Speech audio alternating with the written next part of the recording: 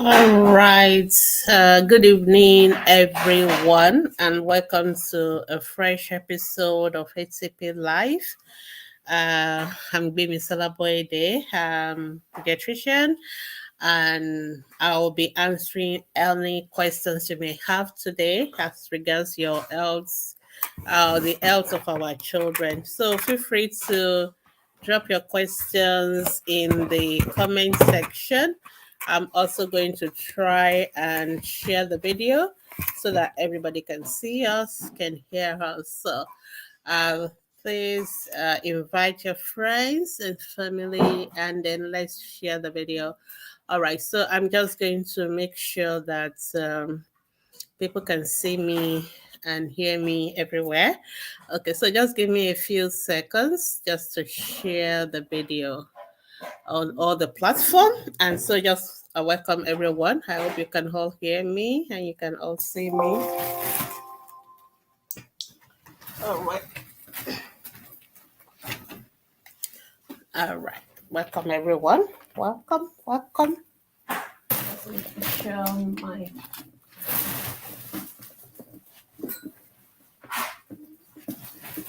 sorry, I just need to plug on my laptop.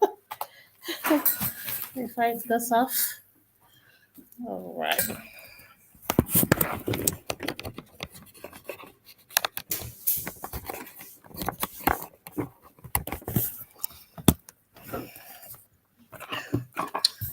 Okay, welcome to ATP Live.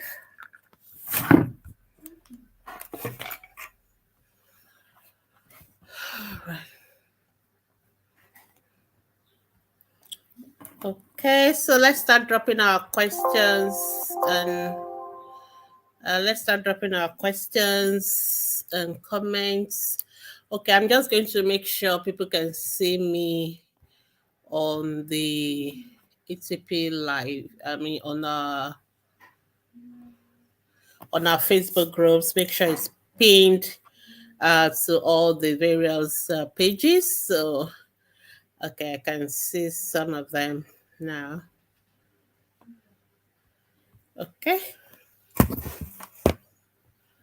So I think that's good. So welcome everybody. Welcome to ATP Live Monday.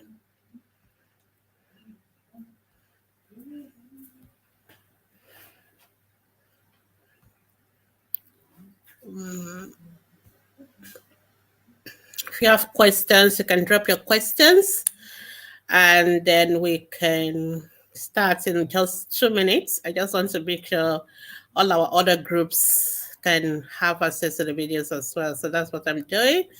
Just give me 1 more minute and we'll be starting fully. Okay.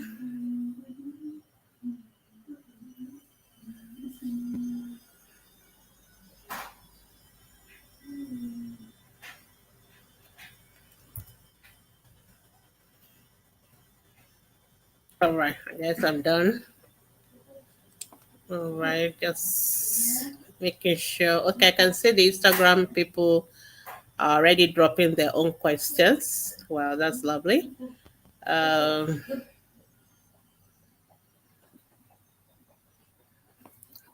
please start dropping your questions and we can start.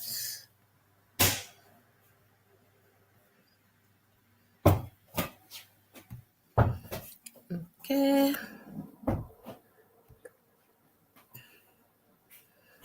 There's on Facebook as well. Okay. Final one.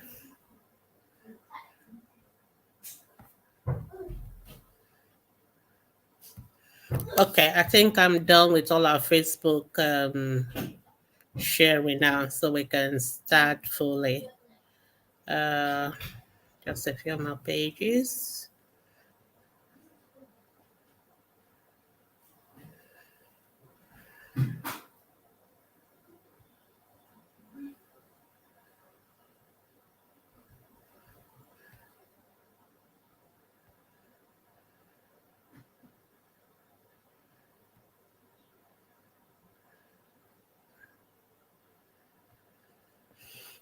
All right, I'm done.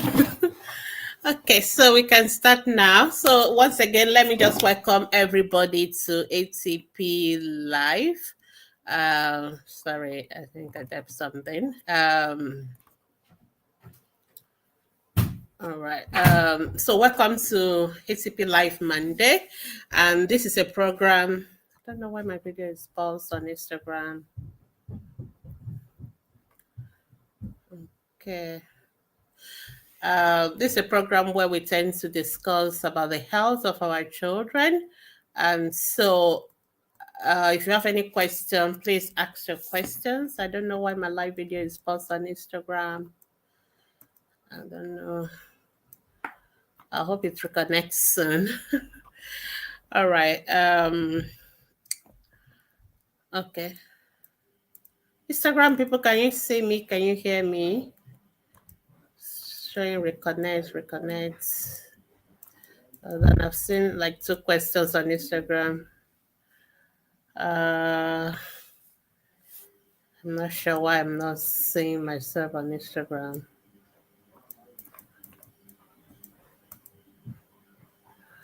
Okay.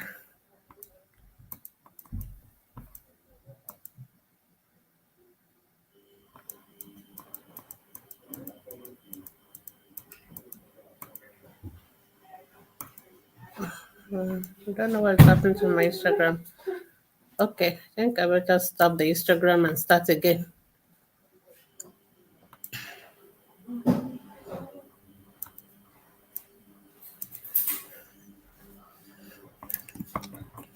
Okay, for those on Instagram, I'm so sorry. I have to restart. I don't know what happened. The video went off. Sorry about that. I hope you can still reconnect and join me. Sorry about that. For those on Instagram, sorry that I have to go off and come back again. I couldn't see you guys anymore, so sorry about that. All right, so once again, welcome everybody to ACP Live. This program is brought to you by Ask the Pediatricians Foundation.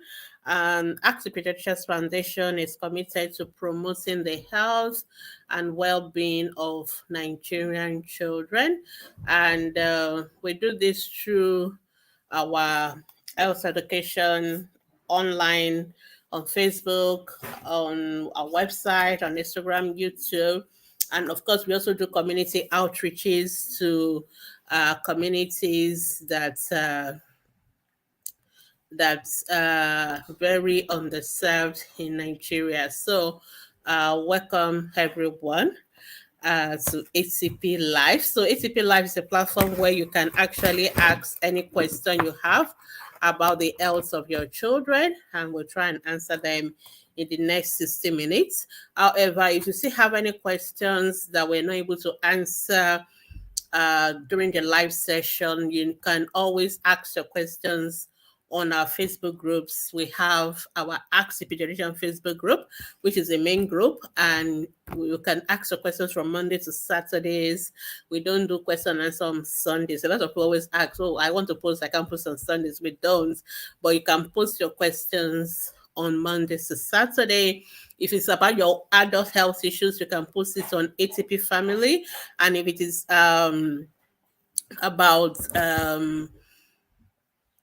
first time moms, we have a FTM baby care ready group. And for those who have suffered some bereavements for children or pregnancy losses, we have a support group for you as well called ATP Still a Mom. So those are all the groups where you can post your questions, on from Mondays to Saturday. But on today, we just try and answer your questions within the next 1 hour. All right, so I can see people are back on Instagram now. Thank you for coming back. And I have one question. I can see Shami for King is always joining us every Monday. Thank you for your consistency. So your question, a baby will be 1 year and 3 days time. Wow, that's good. When can I start giving a beverage like Ovaltine? You can give the baby the beverage from age of 1 year. So when your baby is 1 year, you can start. But please don't I'm not really sure why you are so particular about the beverages and all that. It's not really necessary. And even though you can give it, make sure it is not like the main thing that children, because a lot of parents tend to now start giving these children this tea or beverage cocoa drinks, and because they are very sweet, children like to drink them, and sometimes some children just only want to drink that all the time, and then they don't actually want to eat the food. So even as much as you can give it to them, we don't recommend that that's the only thing you should give to them, or you should give them even more than just once or twice in a day, so that the children should have opportunity to eat other food as well, and it shouldn't be only the beverages and all that. So healthy drinking is also important. Okay. The next question, I'm still on Instagram, from Yovan Daddy. Say, good evening, doc. Is it normal for a 10-month-old to poo twice a day? The poo is always semi-solid and has been going on for more than a month, and it seems to be a routine. Okay, thank you for your question. There's absolutely nothing wrong with the baby passing stool twice a day, or 3 times a day, or 10 times a day. As long as the stools are normal stools, they are not watery, they are not hard. As long as they are not the extreme texture like watery, like water, or hard, like the child, I mean, coming out in pellets, or like a cobblestone or corn on up on the corn, the way it looks like on it. So if it's not coming out that way, then it is normal stool, like you say, it's semi-formed, and that is normal. So, and it doesn't really matter how many times the baby passes it, as long as they are normal stools, there is no reason for you to worry about them. It's absolutely fine. And also, some children don't have to pass stools every day, and so as long as whenever the child is passing the stool, they are not hard or watery, the number of times the child actually passes in a day is nothing to worry about. All right. Thank you. Still on Instagram. For Facebook, people will be dropping your questions. I'll be switching from Instagram to Facebook and back. So feel free to drop your question. Thank you. Amara King say, good evening, Doc. Is it okay to give egg once a day to children? Yes, it is okay. But as much as possible, we also want to give other sorts of protein, like fish, like meat, like chicken, even animal, even plant protein like your beans and granules and all that. So, in as much as there's nothing wrong with giving egg every day, but it's better to do a lot of diversity, a variety, and that will be what we recommend. Okay, so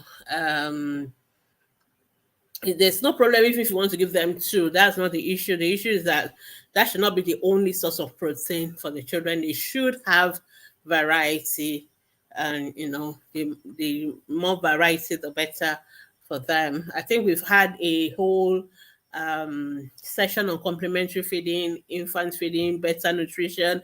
I'm going to recommend that all of our old videos and old Q&As, they are all available on our YouTube channel. If you just go to YouTube, search for ATP TV with double E at the back, if you and you will find ATP, or you just search Ask the Pediatricians Foundation, and you can see all those videos. You can watch them again, just for you to have a refresher on how to go about complementary feeding.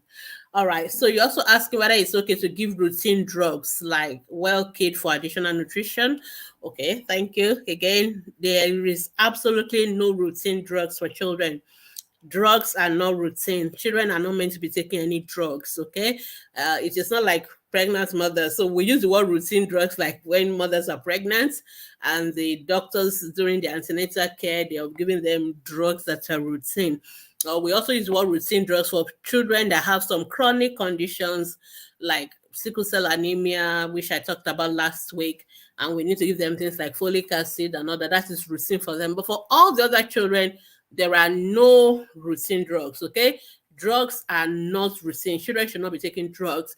Children should eat food as source of nutrition. Even the multivitamins, we prefer they eat it in the food. So fruits, vegetables will give them all the vitamins. Okay. However, for mothers or for people, some people have children that will not take fruits and veggies, or they struggle with it. It is okay for such children, just to make sure they don't get vitamin deficient. It is okay for such children to take their multivitamins. But if you can, the best option is actually for them to eat it. So there's absolutely nothing routine about any drug in children. Okay, so children should eat food as a source of their nutrition, not take drugs. Okay, but if you are sure that you are not sure, or otherwise that your children are getting enough vitamins because they are not eating grains, they are not eating vegetables, they are not taking fruits, then yes, it is okay for you to give them multivitamins, and there's nothing wrong with that. But they are really not routine, and they are really not necessary. All right. Okay, I'll take one more question on Instagram, then I'll go to Facebook. All right, Mina2909 say, good evening, ma'am. My baby is 18 months old. She only waves and says goodbye. Bye-bye. Baba sometimes she understands, follows instruction. When she wants something, she points, says, Okay, you didn't finish your question. So you really need to finish the question because I'm not sure what the question is. So, Mina, you have to finish your questions so that we know what you're asking, and so that we don't. I always want to know what is really your question. All right, Facebook group, good evening. Okay, it's Oluwaseun. Thank you so much for joining us. Ubadike Joyce. Say, hello, doc. My baby has yellow patches on her skin. What could it be? So, whenever you're asking questions, please always put the age of your child. Okay, for pediatricians, age is so important, and we need to know which age group we're dealing with, because the kind of things that will go through our mind for a newborn baby will be different from what will go through our mind for for maybe a teenager, for example, somebody who is older. Okay, so we're always in the age of your baby. Then when you say yellow patches on the skin, which part of the body? Okay, because the skin is the largest organ of the body, covers everywhere. So we also need to know which part, or is it all over a body? That is also important. So, Obadike, your question is not very specific enough. Number one, you didn't tell us the age, you didn't tell us which part of the body, you didn't tell us for how long. So, and then actually for rash, it is better we see it, and then we can give you advice on what to do. So, what I'll recommend in this instance is that you just have to, if possible, see your pediatrician or your doctor's job, somebody who can have a proper physical examination. But it's not normal for babies to have all those kind of skin rashes and all that. So it is okay. So you can actually see a doctor, and then they can look at it, and then they can advise you on what else to do. All right, I hope that's helpful. The next question from Facebook is another Facebook user say, Doc, my 3 month old baby refuses to drink both breast milk and formula. It's like he has poor appetite for 3 days now. What do I do? Okay, so if a child is refusing to suck, a child is refusing to take milk, there's something wrong. That child is ill. So the refusal to suck is a symptom. It's telling us something is wrong. So what we really want you to do is to take that child to the hospital. I'm definitely going to be worried about a 3 month old baby who does not suck, who is refusing to take even formula, who is refusing everything. So the issue is not getting the appetite back. The issue is that what made the child to lose the appetite in the first instance.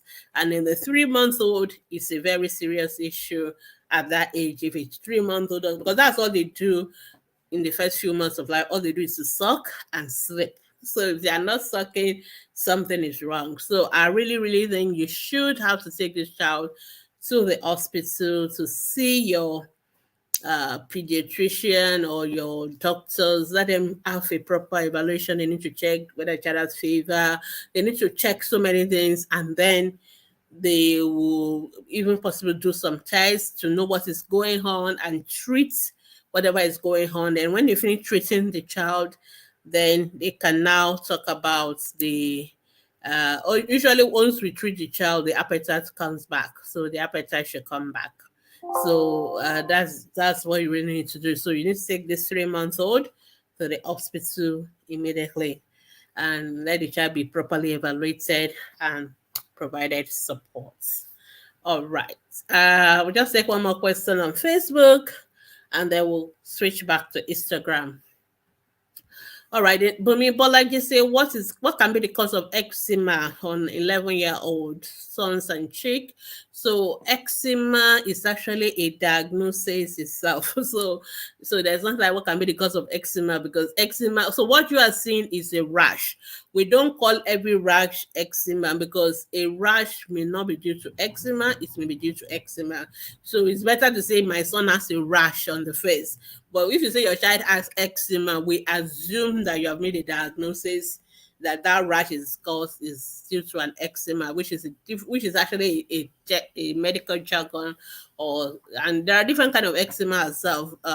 We have the what we call the atopic type, which is due to allergic type and all that. But I'm assuming your child does have rashes on the face. And so what you really need to do is that, like I was telling, we need to see the rash. When we see the rash, then we can know the cause of the rash, and we need to ask so many questions. So we need to know. So many people always ask about rashes, and the way people ask about rashes is as if there's just one thing that will fix every rash. That is not true. Even sometimes when people post pictures as well, they just say, what is this? What do I do to clear it? It doesn't work that way. So there are many things that could cause rashes. Okay, there are rashes that are due to allergic reaction. The child is reacting to something, and for some of those rashes, you don't really need to do anything. You just need to stop what is causing the rash itself. So let's say some children react to the product that we use on their skin, and all we need to do is to stop that product, and the rashes will just go away. So that is one kind of rash. There are rashes that are due to maybe viral infection. Of course, mothers like the measles or chickenpox. Every rash is either measles or chickenpox. It is not always. There are so many other viruses that can cause rashes. Okay, there are rashes that are due to bacterial infection. For example, those ones that come with pores, like all kind of bacteria stuff and strep and all of them. There are rashes that are caused by fungal infection. So those ones are also there. Those ones tends to like the ringworm. Those ones that tend to look like your like discoloration. All those ones are fungal infection. So we have different kind of rashes, and there are other skin diseases as well that can also present with rashes. So the job of the doctor is to know which of all these possible causes is the cause of this particular rash. So that is why just say my child has a rash, what's the solution? We can't figure it out that way. Number two, even when you show us the picture, we need to ask the questions. We need to ask questions. Okay, for example, if the child has fever with the rash, that is most likely an infection, most likely a viral infection.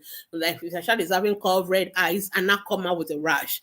So most doctors will, okay, yes, this is look like a viral infection, okay, rather than just an allergic. If the child is itching with a rash, okay, it could be a viral infection. It could also be an allergy. Allergy tends to come with itching, and especially if it's something like when the child comes in contact with a particular thing, maybe you just introduce a new food, or you just change the soap, or you just change the cream, and then rashes come out. So the child took a particular drug, and then rashes come out. So we know, oh, maybe the child is reacting to one of these new things. So that is why it is important that you tell us all those information when you're posting the picture of a rash. You have to give background information.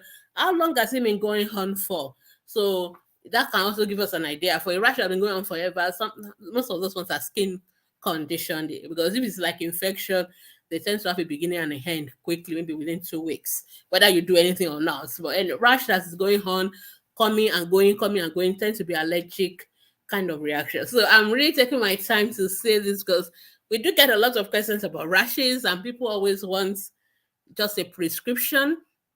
And even people that ask for prescription, of course, we don't prescribe on the group or online. Some people will quickly go and answer them and say, just go and buy this cream, go and use that one. Or but sometimes when they are asking that same question, they will just say, oh, I've used this particular product and it's not going. And they say it as if that particular product should fix all kind of rashes. And the truth of the matter, most of those products that they always mention, like pseudo cream, like Tributon and all that, they are not supposed to cure anything. They are not treatment for most of those rashes. Okay, so that is why it's important that when you ask questions about rashes, we need to see a picture, we need to have detailed information, and we cannot just tell you go and use A or B without knowing the cause of the rash. So I hope that is helpful for those who may have questions about rashes. So if you have questions about rashes, I think it's best you post that on our Facebook group with the picture and try and give us all the information that we need to guide you. Sometimes we still cannot help you. We still have to tell you to see a doctor, because the kind of back and forth we need to do is a proper consultation.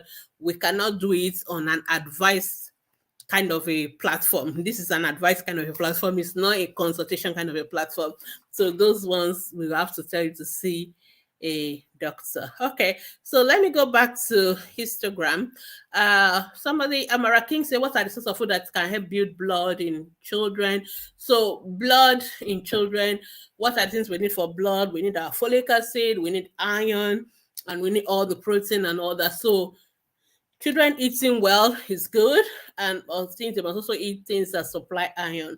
So they like things like meats and all those things will have iron in them, and also your veggies, your fruits, and all that will also supply the folic acid and all that. But invariably, if your children are eating well, they will be getting all those. Because when we say a particular food is this, it means that is a major nutrient in that food, but it does not mean you're not going to get. So if you say beans is a source of protein, like when people believe, that doesn't mean you're not going to get carbohydrates in beans. In fact, you may get more carbohydrates in beans than in other than even in other protein. So it is just that that is a major nutrient, but all the other things are there. So that is why variety is the key. The more variety a child eats, the more likely the child is going to get all those nutrients, the iron, the folic acid, and all those other things that are required for blood formation. Okay, so there's no reason for you to start looking for only blood giving food. Just let the children eat the variety and all the nutrition, all the various classes of food, and the child will get everything that they need. All right. Mina is saying my daughter's poo smell. Mina, you didn't finish your question about your baby's 18-month-old language. I didn't. We didn't know what question. You didn't ask any question, so you may want to ask that question. Then you're asking whether your poo smell. There's nothing wrong with a child's poo smelling. I mean, there's nothing wrong with that. I don't know anybody's poo who doesn't smell, that does not smell. So that's not a question to worry. That's not something to worry about. Yes, it's to know. 93 said, good evening. My son of 2 years can only say my mama, dad, water, can express himself. What do you mean can express himself? And can listen to instruction. So a 2-year-old should be putting two words together. A 2-year-old should be saying things like mommy, biscuits, daddy, go, you should be putting two words together. So if your 2-year-old is not putting two words together, we will be worried about that. Because you say your child can express himself, and the question is how is the child expressing himself? What is the level of language? Because all you are saying is your 2-year-old is only saying a few single words, and some of them are not even clear. So if they are not, then you really need to see a speech therapist so that they can do a proper evaluation.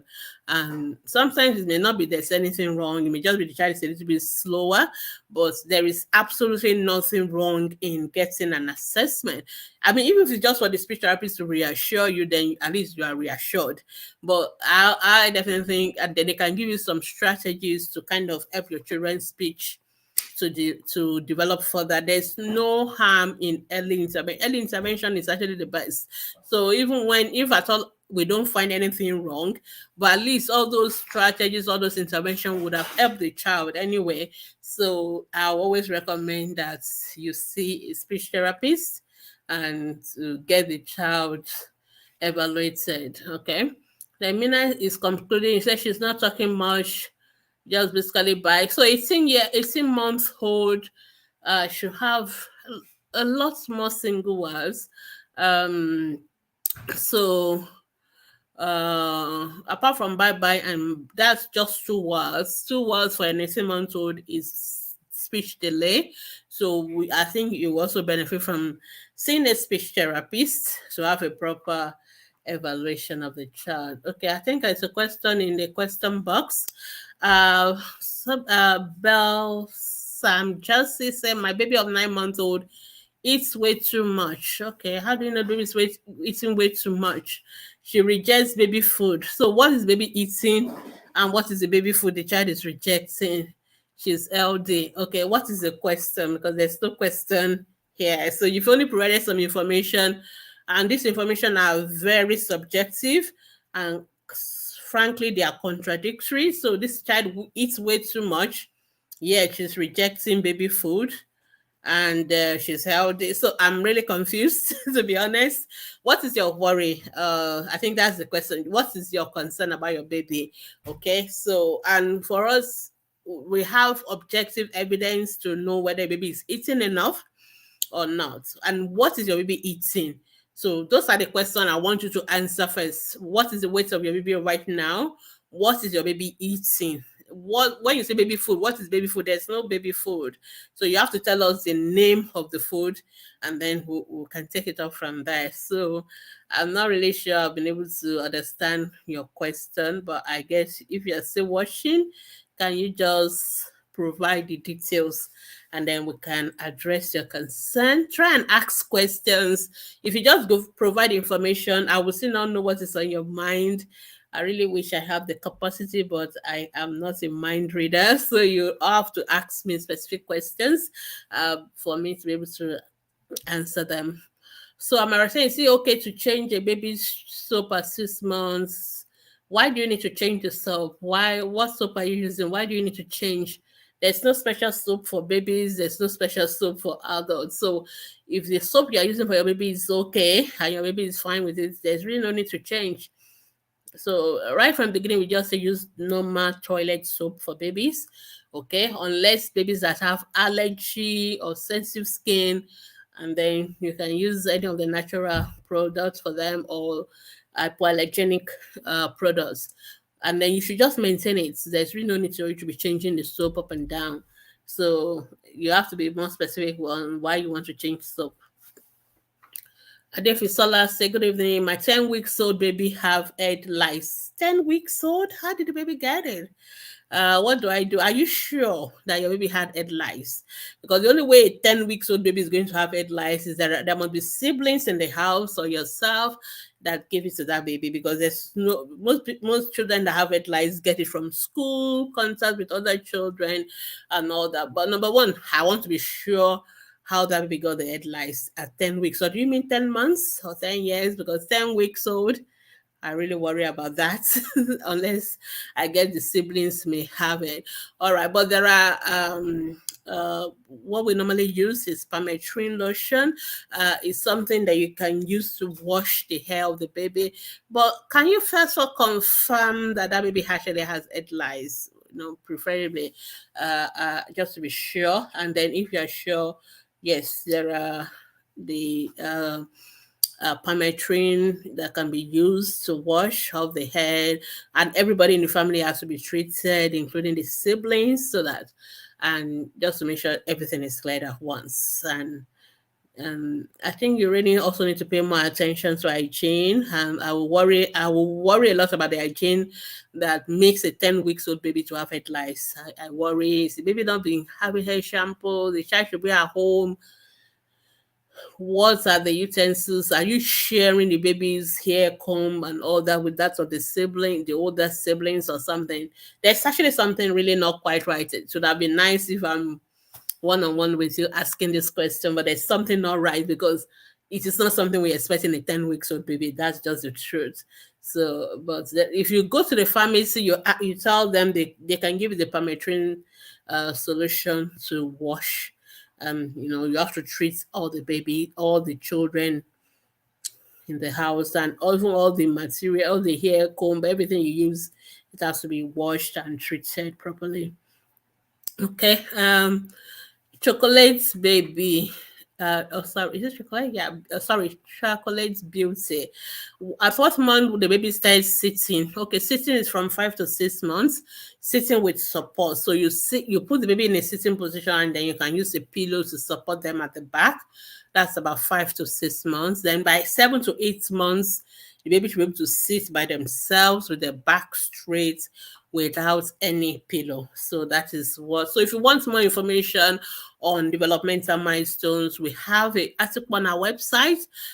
What is my baby's development on course? You can check that out, or you can actually, if you're a first time mom, you can get the FTM companion. If you're just a mom who is interested, we have lots of digital products that can help you understand what are the normal milestones so that you know what to watch out for, and that's very important. Okay, and then somebody, beauty by Natalie, say, can vitamin C be given to babies and toddlers daily? No. Why do you want to give it to them?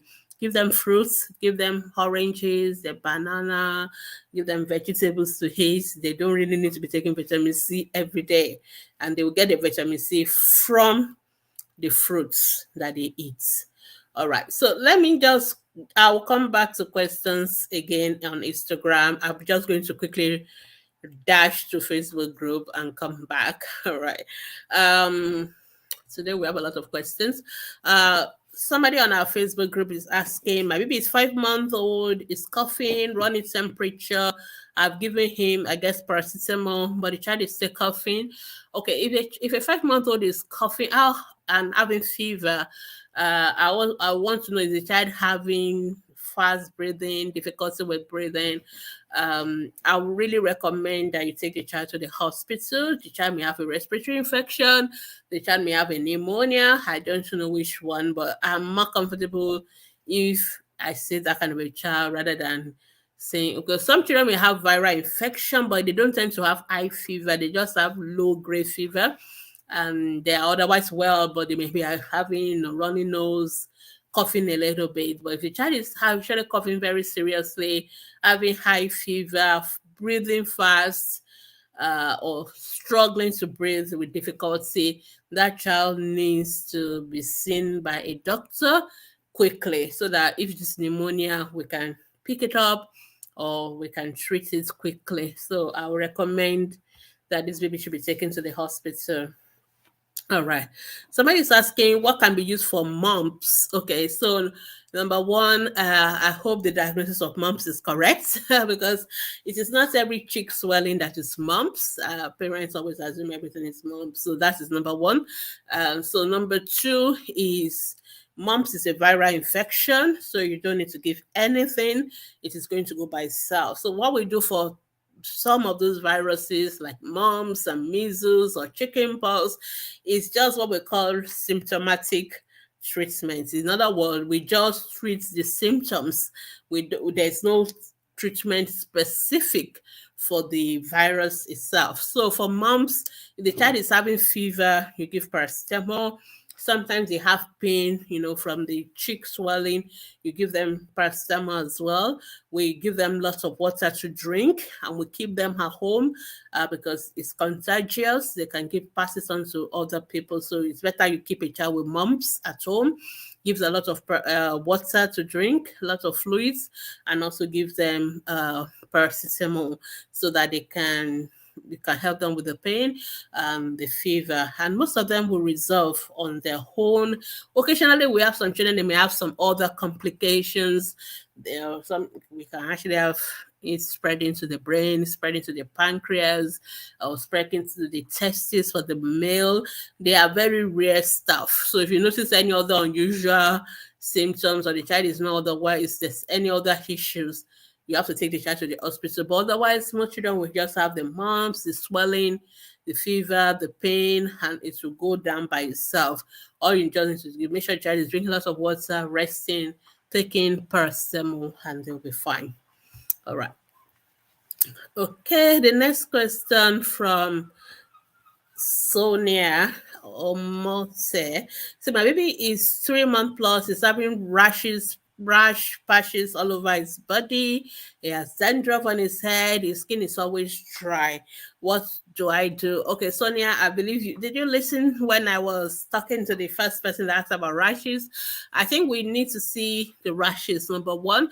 But because you mentioned the fact that your baby's skin is always dry, and in a 3 month old, definitely going to be thinking about what we call atopic dermatitis or atopic eczema, so which is a form of allergic condition in that age group. But I think it's best before first see the pictures of these rashes, but more importantly, the general support kind of thing I can advise you to do is to, number one, make sure that your baby, you don't use too much of all this, you don't use any of this over um, chemicalized products, products that have a lot of perfumes in them. They smell nice, but most babies are sensitive to them. So we always recommend you go for natural or hypoallergenic products. So there are products that have, they're hypoallergenic or they're natural. So they don't have a lot of chemicals in them. So babies tend not to react to them. So things like your Sebamed products, things like your Doves, there are lots of them like that, or even your black soap, number one, the real original one that has not been perfumed and all that, they are fine. Or even natural product like your olive oil, your coconut oil, your shea butter, your what other one, even some Sebamed range of products. These are hypoallergenic products. You can use them on the baby's skin, and sometimes that's also babies need, and all the dryness and all that will go away. And you also need to keep the skin moisturized with these products frequently.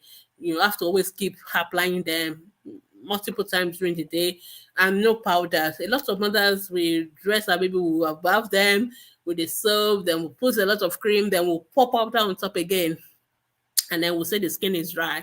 So there are no reasons for babies to use powder at all. So just remove it from the list of things to buy. They are not necessary. So use your no, and then avoid all these very harsh sponge and all that. Just use no, you don't even need, just the soap is fine. Or if you want to use sponge, use something soft like either a face towel or the foam kind of sponge, something very soft and gentle on the skin of the baby. These are just general advice for everybody, whether your baby has skin rashes or not.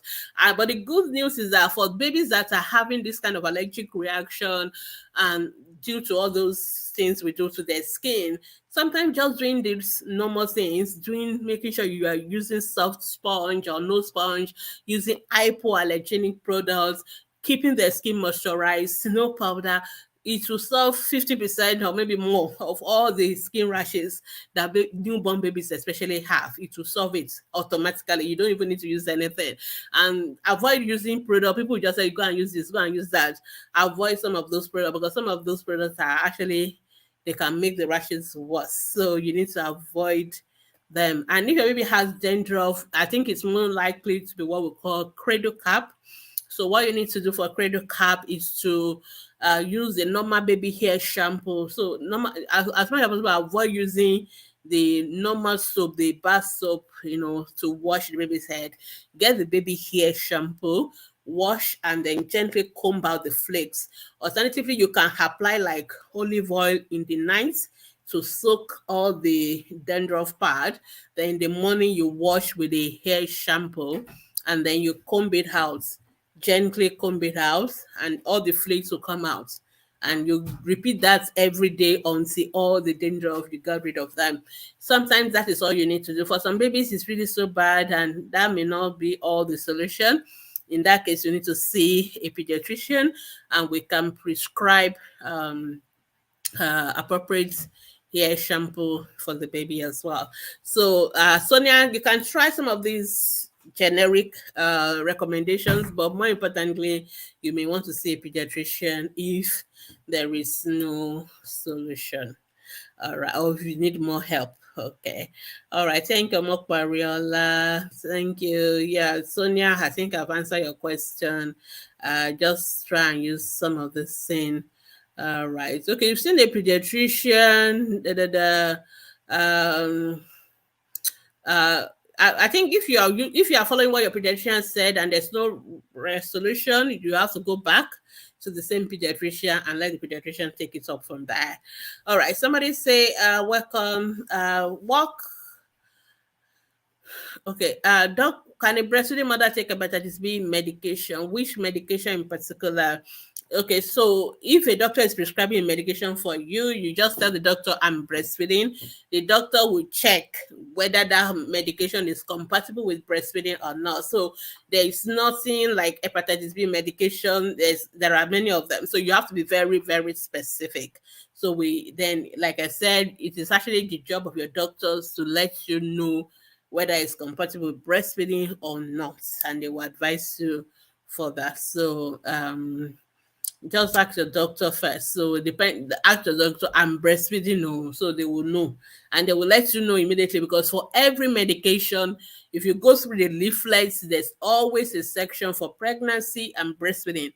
And in that section, they will tell you, yes, it's okay for pregnancy, it's okay to use this in pregnancy, it's okay to use this in a breastfeeding mother, or they will tell you no. And some will leave they leave it to the discretion of your doctor. So it is up to your doctor to guide you. So I will leave it at that, because you have not mentioned any specific name. All right, our time is running. Let me go back to Facebook. Instagram people. There are lots of questions in the question box. So Adefisola said just one sibling, she's not going to school. Okay, so if one sibling is not going to school and you don't share anything, how did they get the lies in their hair? I'm really curious. But anyway, I've told you the solution. That's just me speculating. You didn't tell us the age of the other sibling. Um, they could get it from other children as long as they play with other children. So it's something that spread easily from one child to another child. So as long as they've gone to church, they've gone to other children and all that, so they can easily get it. So just go to the local pharmacy. They always have those solutions, and they can give your child. All right. Somebody say, okay, but just your baby eats too much of adult food. Okay, so let me just start by correcting that notion. There is no adult food and there's no baby food. Okay, food is food. All right, and there's nothing wrong with the baby eating. I don't know what you think is too much. Okay, you've not told us the quantity, so I can't say whether it's too much or not, because I need to have a guide. Okay, that is just your own assumption, and so there's nothing wrong with the baby eating adult food. Okay, that is actually the what baby should be eating. So what I'm saying here is the fact that you really don't understand what complementary feeding is. So complementary feeding means your baby is taking those what you call adult food or just food, and taking breast milk along with it. There's no baby food. So all those things they sell to you in the stores, they are not baby food. They are just cereals or whatever they've mixed up and put in a tin. So they are canned food or tin food, but they are not necessarily baby food. Okay. Babies are supposed to take breast milk for the first 6 months of life, and then they're supposed to eat all the other food after 6 months, in addition to breast milk, at least for another 2 years. So that is the food we expect them to eat. And your baby is eating that. So there's nothing wrong. The baby doesn't have to take anything that is sold in the store. Okay. So if you really want to understand more about complementary feeding, I would recommend that you either go to our Facebook group, ask the pediatricians, go to our guide section. Guide 2 is on complementary feeding. There are about 5-6 videos for you to watch. Watch them, you will really understand what I'm talking about. Or you can watch some of our old videos on complementary feeding, or you can download the Birth and Beyond app. That app has all those feeding videos, breastfeeding videos, all those videos. You can watch them and you will understand more about complementary feeding. So when you are worried about nothing because you expect that your baby should be eating those things that they sell in the store, your baby does not ever need to eat any of them. All your baby needs to eat are the food in your kitchen and your breast milk. That's all. So there's nothing wrong with your baby.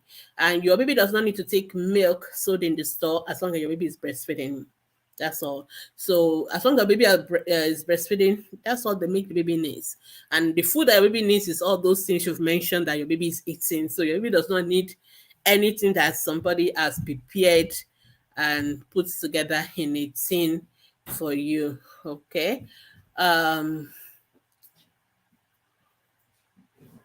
okay. Okay. So Adefisola, you started seeing the headlights below you gave birth to your baby. There's so many things. There's something so weird about all these things going on with your baby. I will recommend, if you don't, if you can get, I think I'll recommend you actually see a doctor. I'll recommend you see a pediatrician. I really think it's necessary because I'm not sure it's actually. I'm not sure that I just feel that there's something really not going right well. I'm not sure where it is, but it's not normal for a newborn baby or a 10 weeks old baby to have head lice. No, it's not. And you are not saying it started when you even gave birth to the baby. So I'm really worried about that. And I really would prefer you, maybe see one of my colleagues, have that conversation and let's be sure there's something not going right. Okay. All right. So let's go back to the questions. Okay, Omolara Hola one. You say I need to give reload multivitamins. It's not. I think I've answered that question several times today already. You don't have to give any drug to children ever. You don't have to.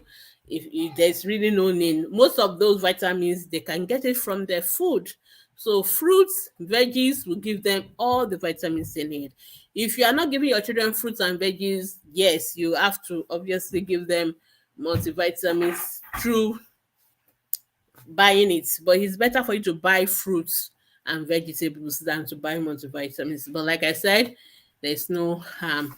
Okay, Beauty by Natalie is the same question. I just answered it. There's no need for people to take supplement vitamins. Just give them normal food and give them variety, and they'll be fine. All right. Somebody says, is it true that injection given to a baby with measles can cause havoc to a child's health? That is a myth. Okay. There are a lot of myths flying around. If you follow me on my podcast, Ask Dr. Gbemi ACP is on Spotify, it's on all the podcast platform.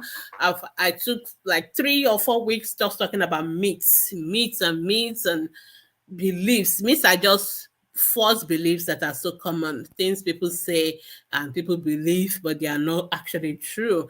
So there's nothing about injection and measles, it has nothing to do with it. However, there's really no need for you to give injection to a child with measles. Like I was answering the question for mumps. Measles is a viral infection, it does not require any treatment. So most children will have their measles and they will recover by themselves. But some children, when they're having measles, they have all the complications. So they can have pneumonia, they can have malnutrition, they can have other complications that we need to treat. Okay, so and sometimes we may have to do it by oral medication. If the child is not eating, vomiting, we have to give injections. It does not cause any havoc, it does not cause anything. And the reason why this is so important is a lot of parents don't seek hospital care for conditions like measles and polio and all that because somebody has told them that if you go to hospital and they give your child injection, your child is going to die or your child is going to have some complications. All those are lies. They are not true. Okay. So if your child has measles and is eating and is drinking, you're giving paracetamol, the fever is going down, that's okay. You can just keep the child at home. If they're itching, you can apply calamine lotion, they'll be fine. But if your child is not eating well, vomiting, your child is struggling to breathe and breathing very fast, you have to take the child to the hospital because that is a complicated uh, condition now, and we have to treat. And it's okay for the doctor to treat your child the best way they think is appropriate, and it's not going to cause any havoc. So that is a wrong belief, is not true. Okay, Aderonke Rubies. My 12-week-old baby sucks for an average of 5 minutes per feeding. She plays and looks healthy. Birth weight is 4.2. Weight at 11 is 6.8. I'm asking this question because I heard baby must suck at least 20 minutes. Well, everything, when we say something, we are talking averagely. So averagely, most babies should stop between 10 to 20 minutes. 5 minutes actually looks a little bit short for your baby, but obviously either you are the one not getting your timing correctly or your baby is so efficient and is draining all the breast milk so quickly, my suspicion is the first is actually the right. Maybe you've not really properly timed the baby. So as long as, well, obviously your baby is gaining weight, so that means at least your baby is getting enough. That is a more objective evidence, because your baby is not getting enough breast milk, your baby will not be gaining weight. So your baby is getting enough breast milk, and also actually as baby gets bigger and older, they can suck more efficiently. So a newborn baby needs to suck longer because they are also still learning to suck. But a 3 months old baby obviously is now becoming a professional, so they are faster and they can easily drain the breast quickly. So the most important thing is not whether the baby is sucking 5, 10, 20 minutes. The important is that baby is getting breast milk into their stomach and the baby is gaining weight. So we can see that your baby is gaining weight. So I'm not worried about your baby. All right, Amara King is when is the right age for chickenpox vaccine? Chickenpox can be given from age of 1 year, between 1 and 2 years. It is not part of our uh, it's not a part of Nigeria national program on immunization. So there are vaccines that the government does not pay for, but they are available. It is okay if you want to pay for them by yourself. So chickenpox is one of those ones. You can get it by yourself, but the government is not going to pay for you. So yeah. What do you mean does as why it does not what does it become unnecessary to give? It is never unnecessary. Okay, as long as you are anybody can still get chickenpox vaccine, as long as you've not had the chickenpox. If you have had the chickenpox, we believe you will likely do not need the vaccine again because you already have it. But if you've not had chickenpox, you can still take it, even adults, because even some mothers they have chickenpox in pregnancy and it is not good for their babies. So it's okay for you to have it at any time. So there's no cut off when it comes to chicken pox. Omalara say, my 1 year, 4 months old baby, 2.9, 10 kilos. She eats natural food. Should I be worried? The 10 kilos is good for a 1 year old child. The weight is fine. There's no need to worry about that. All right. So Gbemisola is permethrin. Just go to your pharmacy and then they will tell you about it. All right. Okay. Just say that you need the head lice treatment at the pharmacy. They know what to give you. All right. I'm just going to go back to Facebook and then we'll round it up. All right. So Ubadi K Joyce after CS, when am I expect to see my flow? Okay. This is not really a child health questions, but I can answer it all the same. There's no time. You can see, you don't have to see you don't have to see your period. If you are breastfeeding, for example, you may not see your period as long as you're breastfeeding. So there's no, I don't know why mothers always are looking for their menstrual period. I don't mind not seeing it forever. Anyway, so there's no reason for you to worry about that. Okay, so some mothers, it varies from one person to another person, but if you are breastfeeding, there's what we call lactation amenorrhea. In other words, the breastfeeding, which is actually why it's also another good thing for you to breastfeed, because when you're breastfeeding, it's a form of contraceptive, so you may not see your period, but it's not 100%. So you should still get some additional contraceptives on as well. So when you are breastfeeding, so there's really no reason for you to worry. But if you are the type that want to see your period, you can always go to your gynecologist. They know what to do. They can give you some medication and you will see your period, but really you don't really need to worry about it. Queenie Michael, my baby of 6 months has been stooling, greenish, watery since Saturday. She feeds well, she suck and eat food. She has cold and catarrh. Obviously, this child is ill. I guess the child has a viral infection. So if your baby has watery stool, you should give ORS. So your 6 month old should just be starting complementary food. So what are you giving this child? Because I'm worried why the child is having diarrhea. So you need to watch what you're doing. I hope you're not bottle feeding and giving formula through bottle. That can predispose the child to diarrhea. So give complementary food through the plate and the spoon and the cup, not bottle. Wash your hands. Make sure your water for making food and water for drinking avoid. Okay, make sure you make your cereals appropriately, or whatever food you're giving the baby. Just pay attention to it. Just there's no reason why your baby should be having, and keep breastfeeding as well. Even at 6 months old, you should keep breastfeeding. Okay, your baby is sucking, so make sure your baby keeps sucking, and watch. So, but give ORS as long as stools are watery. Somebody say 9-year-old has body odor. What can be used to stop it? So hygiene is so important. From 9-year-old, they're already getting into puberty, and some of them, if you don't monitor them, trust me, they don't want to do any of these things. Some of them, bath, unless you really monitor them. So because they want to play and all that. So make sure supervision is important. Make sure at this age, most of them are having their own baths. We still need to supervise them. Make sure you remind them to wash under their armpits. Make sure they wash all those folds of the area. Make sure they change their undies every day. Things like that. Okay, when they go to school and they play rough football, everything, they sweat a lot. When they come back, they should go and have a bath. So you just have to keep reminding them of these things, and it's okay for them to use deodorant at this age as well. So it's nothing to. So you just make sure the hygiene is on point, and make sure if it is still necessary, they use deodorant.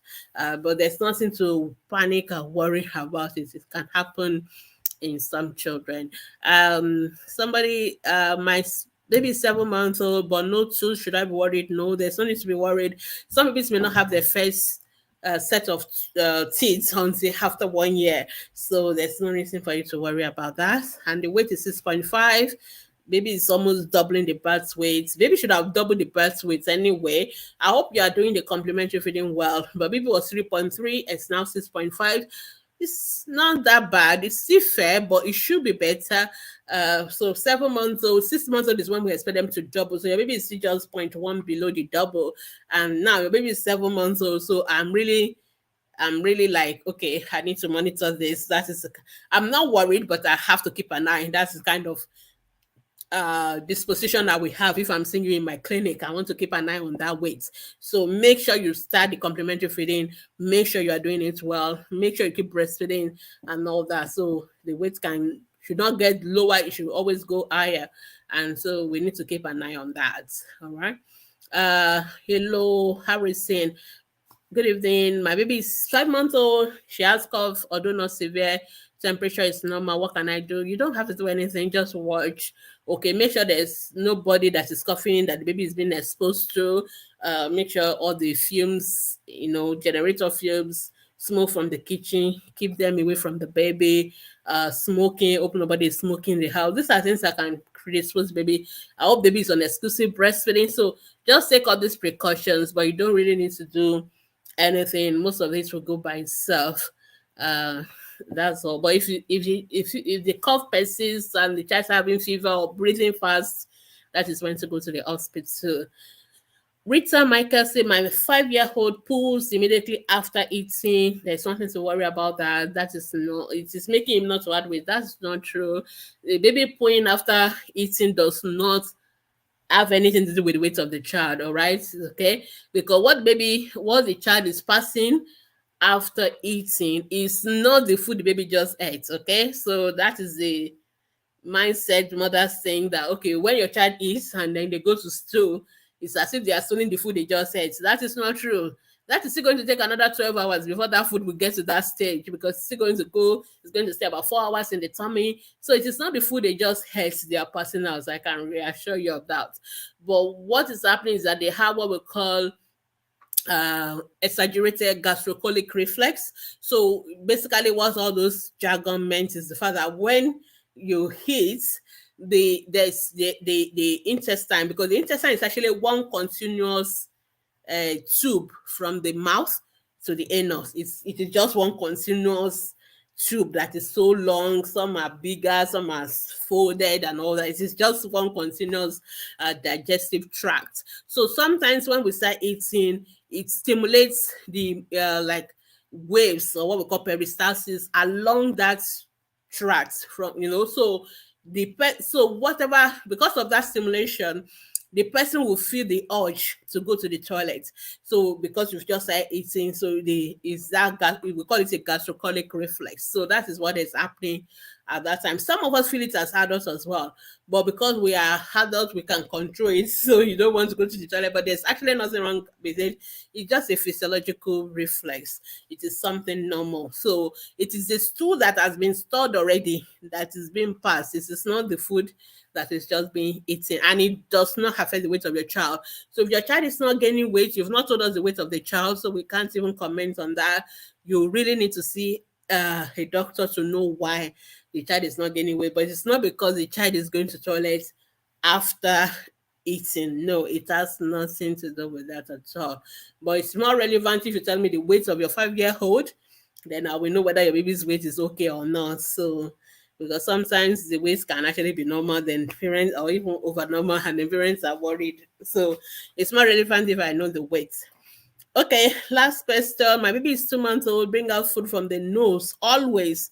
No, that's not normal. It's not normal for your baby to bringing out breast milk from the nose always. I'm quoting your word. Always.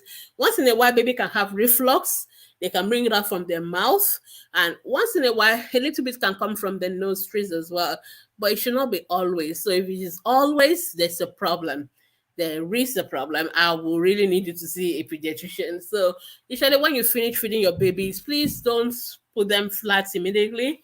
Keep them upright for another 15 minutes, 30 minutes. Just keep them upright, rub their back gently, let all the extra gas or hair that you've swallowed, let it go out and all that. So you can do all that before you put them down, because for babies, the space between the mouth and nose and the stomach is really very short. It's a very short space, and when you put them flat, everything just go back the other way. So so that is why we want you to keep them upright, so the food tend to settle a little bit down and all that. It will reduce. It does not stop. Because some others will tell me, "Oh, I do that, Uncle Baby, and it's still coming." It does not stop it, but it will reduce it. And the only time it will stop is usually when the babies are now on, they are bigger, so this distance is wider now, and they're on solid diet. So diet that will stay down. So it's just, but liquid, it just flow back so easily. So please keep the baby upright for 15 to 30 minutes before you put them down. But if your baby keep on having reflux through the nose, you need to see a pediatrician, because sometimes some babies have some abdominal connection or malformation of that area, which makes food that's supposed to go down to come through the nose. We need to do something about it, but it shouldn't be normal. It shouldn't be always. I hope that is not an exaggeration, because I know mother speaks as well. Sometimes we say always when we mean ideally once or twice in a day. No, but it shouldn't be always. So I worry if it is always. So I hope that is sorted. All right. Thank you so much, everybody, for joining me today. I hope I've answered everybody's question. Yes, I think so. But if you still have any question, feel free to post your questions on our Facebook group from Mondays to Saturday, and we will be able to answer them.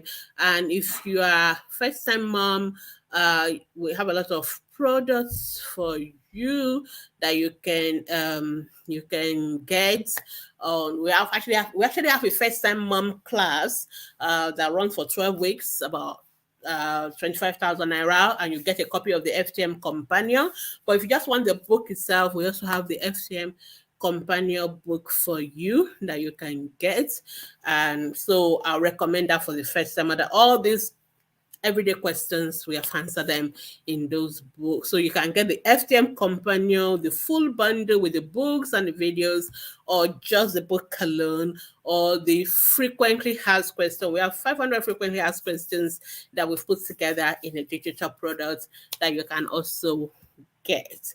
But like I said, you can always post your questions as well on our Facebook group from Mondays to Saturday on our 4 Facebook groups, and we'll answer them. And so thank you so much, everyone. I will see you again next week, Monday. And of course, on Thursday as well, I do ATP Hour. You can watch that on Fresh Waves Radio, on our YouTube channel, or our Facebook group and Facebook pages as well. Or you can follow my podcast on Ask Dr. Baby ATP. If you just want to listen to all these topics, you can follow me on Ask Dr. Baby ATP on any of the podcast platform, and then you can listen as well. So thank you so much, everyone. I will see you same time next week. Bye.